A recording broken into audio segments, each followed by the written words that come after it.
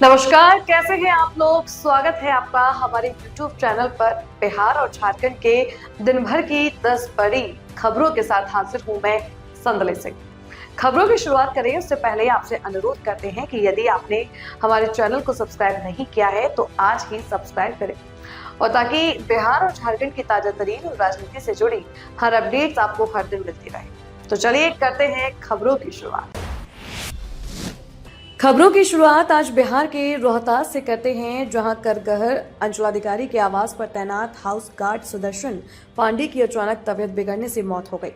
वे 58 वर्ष के थे और होमगार्ड के जवान थे। बताया जाता है कि बीती रात ड्यूटी के दौरान उनकी तबियत अचानक खराब हो गई। उन्हें तुरंत अस्पताल ले जाया गया, जहां इलाज के दौरान पहले हालत में हल्का सुधार हुआ, लेकिन बाद में स्थिति बिगड़ने से उनकी मौत हो गई। सुदर्शन पांडे नटवार थाना क्षेत्र के खरवर गांव के निवासी थे। सूचना मिलते ही परिजन अस्पताल पहुंचे। शव को पोस्टमार्टम के लिए सासाराम सदर अस्पताल भेज दिया गया है। पुलिस मामले की आवश्यक कार्रवाई में जुटी है। जी सर, एक होमगार्ड की मौत हुई है सर। मैंने कलौदा में ड्यूटी करते थे अंचलाधिकारी के हाउस गार्ड में ना हो। हाउस गार्ड में उनका रात में तबियत खराब हुआ, पेट में हाँ। भर्ती हुआ सदर में। यहाँ पर मृत्यु हो गई। कहाँ पोस्टेड थे सर? कलौदा अंचल में। क्या नाम था सर होमगार्ड के जवान का? सुदर्शन पांडे। आपका क्या नाम है सर? टुनटुन पासवान।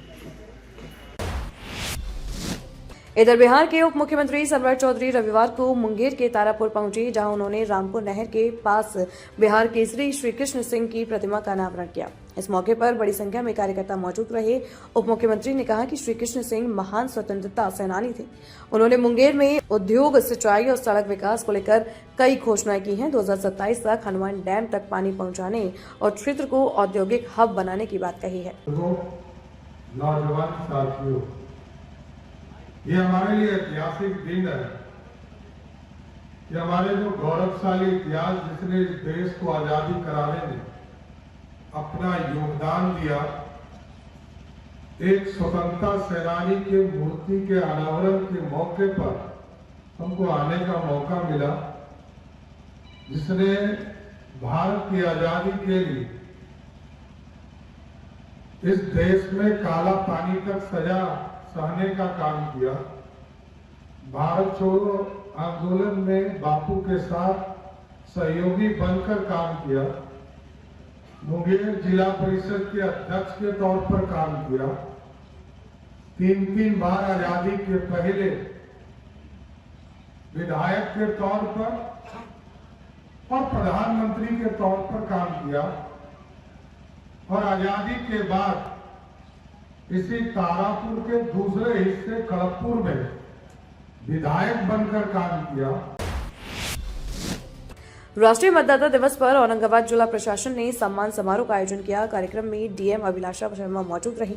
लोकतांत्रिक प्रक्रिया को मजबूत करने में योगदान देने वाले अधिकारियों, कर्मियों और विधानसभा चुनाव के दौरान निष्पक्ष पत्रकारिता करने वाले पत्रकारों को सम्मानित किया गया। डीएम ने कहा कि स्वतंत्र और निष्पक्ष चुनाव लोकतंत्र की आधारशिला है, जिसमें प्रशासन और मीडिया की अहम भूमिका है। आज 16वें राष्ट्रीय मतदाता दिवस पर औरंगाबाद में आज के कार्यक्रम का आयोजन किया गया है। इसमें हमारे जितने भी पत्रकारी हैं और हमारे स्पेशली जो हमारे मीडिया कर्मी, सबका ही बहुत ही महत्वपूर्ण भूमिका इस चुनाव में भी रहा है और आगे भी हर चुनाव में रहता है। हर न्यूज़ और हर कार्यक्रम को पारदर्शिता से सभी जनता के बीच में पहुंचाना, उनको अपने मताधिकार का प्रयोग करने के लिए जागरूक करना। इसलिए आज हमने सबको सम्मानित भी किया गया है उनके उत्कृष्ट कार्य की वजह से। कि कभी आप देख रहे हैं कि किस तरीके से पूरे बिहार राज्य में पिछले चुनाव में VTR जो वोटर टर्नआउट रेशियो है बढ़ा, हमारे जिले में भी किस प्रकार वोटर टर्नआउट रेशियो बढ़ा। तो जैसे कि हमने अपने भाषण में भी बताया कि हमारा जो मताधिकार है वही एक लोकतंत्र भारत का जो नींव रखने के लिए सबसे महत्वपूर्ण हमारे पास जो अभी हमारा अधिकार है वो हमारा मतदान का अधिकार है। तो युवाओं को भी हमने प्रेरित किया कि आगे। अगली खबर सुपौल से है, जहां भीमनगर थाना क्षेत्र के वार्ड 12 में सूने घर में हुई रहस्यमयी चोरी से इलाके में सनसनी फैल गई। घर के अंदर छुपे एक चोर को पुलिस ने दिन दहाड़े दबोच लिया है, जबकि अन्य की तलाश जारी है। बताया जा रहा है कि बेचन झा 18 जनवरी से सपरिवार बाहर गए थे और घर सूना था। इसी दौरान घर से तोड़फोड़ की आवाज सुनकर स्थानीय लोगों ने पुलिस को सूचना दी। पुलिस जब घर के अंदर पहुंची तो 2 मंजिला मकान के हर कमरे का सामान बिखरा पड़ा था। गोदरेज तोड़े गए थे, सोफा फाड़ दिया गया था और बिजली बोर्ड तक उखाड़ दिए गए थे। तलाशी के दौरान बाथरूम में छुपे एक शख्स को पकड़ लिया गया। गृह स्वामी ने लाखों रुपए के कीमती सामान की चोरी की आशंका जताई है और कई लोगों की संलिप्तता बताई है। पुलिस ने मौके से एक मोबाइल और पर्स बरामद किया है। गिरफ्तार आरोपी से पूछताछ जारी है और अन्य चोरों की तलाश की जा रही है।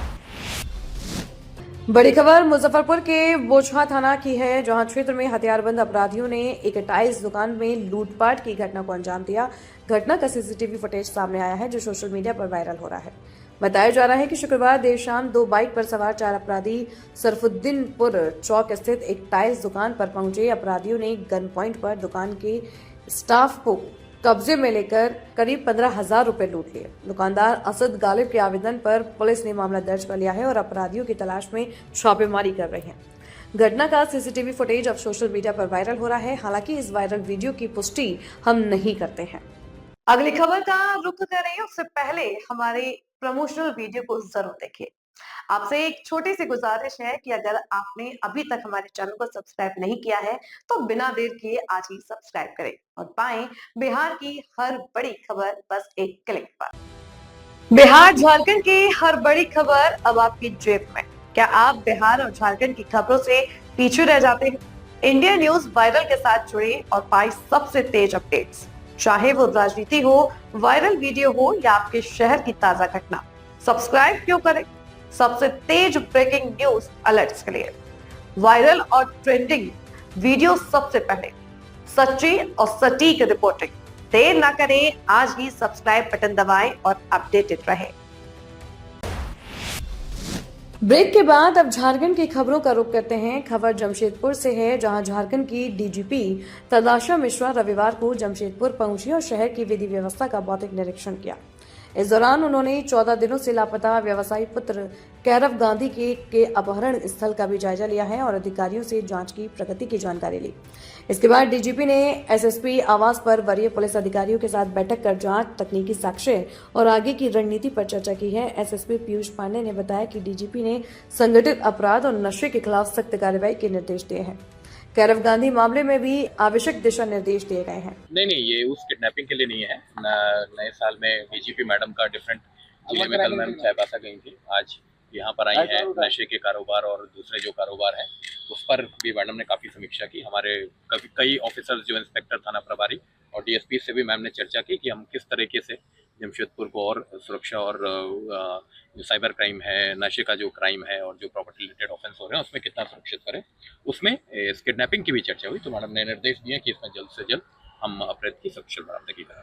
सर अब तक क्या देखिए, अनुसंधान क्रूशियल स्टेज पे है। मेरा आप लोगों से अनुरोध रहेगा कि हम लोग को गोपनीयता बरतने में थोड़ा सा सपोर्ट हम लोग का मिले। पहुंच चुकी है आसपास। अभी हम इस पर कुछ कमेंट नहीं कर पाएंगे। पूरा चेहरा आ जा रहा है यार। दो तीन एंगल से लोग देख रहे हैं कि हनी ट्रैप की बात आ रही है, दूसरा है कि लोग कह रहे हैं कि फिरौती मांगा गया है। तब तक क्या लग रहा है, क्या हनी ट्रैप का मामला है या कोई? देखिए, बहुत सारी चीजें हैं जिसका डायरेक्ट रिलेशन अनुसंधान में है। गणतंत्र दिवस को लेकर रेलवे बोर्ड ने माओवादी खतरे की आशंका के बीच सभी रेल मंडलों को अलर्ट जारी किया है। सीपीआई माओवादियों द्वारा ब्लैक डे मनाने की घोषणा के बाद 13 बिंदुओं पर कड़ी सुरक्षा के निर्देश दिए गए हैं। बावजूद इसके धनबाद रेल मंडल में सुरक्षा व्यवस्था पर सवाल खड़े हो रहे हैं। धनबाद स्टेशन और एक्सप्रेस ट्रेनों में अवैध वेंडर खुलेआम सामान बेचते नजर आए। एक वेंडर ने कैमरे पर बताया कि 300 रुपए दलाल को देने के बाद ट्रेन में प्रवेश मिलता है। ऐसे में यात्रियों की सुरक्षा भगवान भरोसे दिख रही है। वहीं डीआरएम अखिलेश मिश्रा ने कहा कि रेलवे पूरी तरह अलर्ट है और वॉर रूम 24 घंटे सक्रिय है। सूचना मिलते ही कार्रवाई की जाती है या अगले स्टेशन पर टीम तैनात कर दी जाती है। उन्होंने लोगों से संदिग्ध गतिविधि की सूचना देने की अपील की। वो हमारी इंस्ट्रक्शंस हैं, उसके ऊपर पूरी गंभीरता, पूरी सतर्कता के साथ कार्य होता है, उसमें कोई कोताही नहीं होती। तो इसके अलावा मैं आपसे कुछ और शेयर नहीं कर सकता। सर एक सवाल है, जिस तरह से सुरक्षा एजेंसी अलर्ट जारी की है 26 गणतंत्र दिवस को लेकर के, लेकिन धनबाद स्टेशन और धनबाद रेल मंडल के स्टेशनों में देखा जा रहा है कि अवैध वेंडर रेलवे जो एक्सप्रेस गाड़ियां हैं उसमें करते हैं, वो भी दलालों को पैसा दे करके। इस पर क्या कहेंगे सर? अगर ऐसी रिपोर्ट आती है तो इमीडिएट एक्शन हो रहा है। अगर आप देखेंगे कि जो अभी इंतजाम है, अगर जहाँ पर भी हमारे एक वॉर रूम पूरे 24 घंटे एक्टिव रहता है, वॉर रूम एक हमारा है जो पूरे 24 घंटे एक्टिव रहता है और इमीडिएट रिस्पॉन्स करता है। कहीं पर भी हमें ऐसे रिपोर्ट मिलती है तो इमीडिएट एक्शन हमारे पास अवेलेबल है। जहाँ पर अगर ऑनबोर्ड स्टाफ अवेलेबल है तो वो एक्शन लेता है, नहीं तो नेक्स्ट स्टेशन पे डेफिनेटली कोई ना कोई सुरक्षाकर्मी होगा। भारतीय जनता पार्टी के नवनिर्वाचित प्रदेश अध्यक्ष आदित्य साहू प्रदेश अध्यक्ष बनने के बाद रविवार को पहली बार देवघर स्थित विश्व प्रसिद्ध बाबा वैद्यनाथ धाम पहुंचे। देवघर आगमन पर उन्होंने बाबा वैद्यनाथ के ज्योतिर्लिंग में विधिवत पूजा अर्चना कर आशीर्वाद प्राप्त किया। इससे पूर्व उन्होंने शहर में आयोजित सम्मान समारोह में भी हिस्सा लिया है। पूजा के बाद आदित्य साहू ने कहा कि बाबा वैद्यनाथ के दरबार में आकर उन्हें आध्यात्मिक अनुभूति हुई है। उन्होंने भगवान भोलेनाथ से राज्य की शिक्षा, खुशहाली और समृद्धि की कामना की। उनके आगमन को लेकर पार्टी कार्यकर्ताओं और समर्थकों में खासा उत्साह दिखा है। मंदिर परिसर हर हर महादेव के जयकारों से गूंज उठा और श्रद्धा का माहौल बना रहा।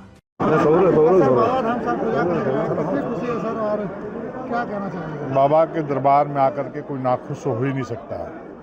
आज पूरा भारतीय जनता पार्टी परिवार देवघर के हमारे कार्यकर्ताओं के साथ आज पूजा अर्चना करने का काम किया है और बाबा से आराधना किया है कि जिस उद्देश्य और सपने के साथ इस राज्य का निर्माण किया था, बाबा आशीर्वाद दीजिए कि इस राज्य में भारतीय जनता पार्टी की पुनर्वापसी हो और हम भारतीय जनता पार्टी की विचारधारा को हमारे कार्यकर्ताओं के माध्यम से, सभी लोगों के माध्यम से, सभी लोगों के सहयोग से समाज का अंतिम व्यक्ति, गरीब व्यक्ति, किसान, मजदूर, शोषित, वंचित, सभी समाज, सभी वर्ग के बीच में हम जन जन तक भारतीय जनता पार्टी को विचारधारा को पहुंचा पाएँ।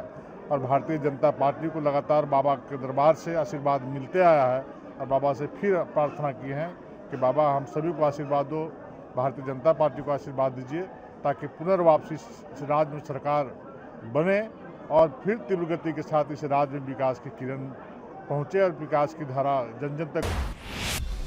अगली खबर चतरा से है, जहां जिले के टंडवा स्थित आम्रपाली परियोजना क्षेत्र में हथियारबंद अपराधियों ने आधी रात तांडव मचाया।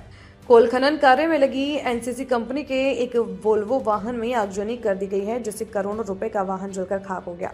बताया जा रहा है कि देर रात करीब 11:30 बजे 5 से 6 नकाबपोश हथियारबंद अपराधी साइट पर पहुंचे। अपराधियों ने पहले वोल्वो वाहन को रुकवाया, फिर ड्राइवर की कनपट्टी पर बंदूक तान दी और उसे नीचे उतार दिया। इसके बाद वाहन पर ज्वलनशील पदार्थ छिड़ककर आग लगा दी गई। कुछ ही मिनटों में वाहन पूरी तरह से जल गया।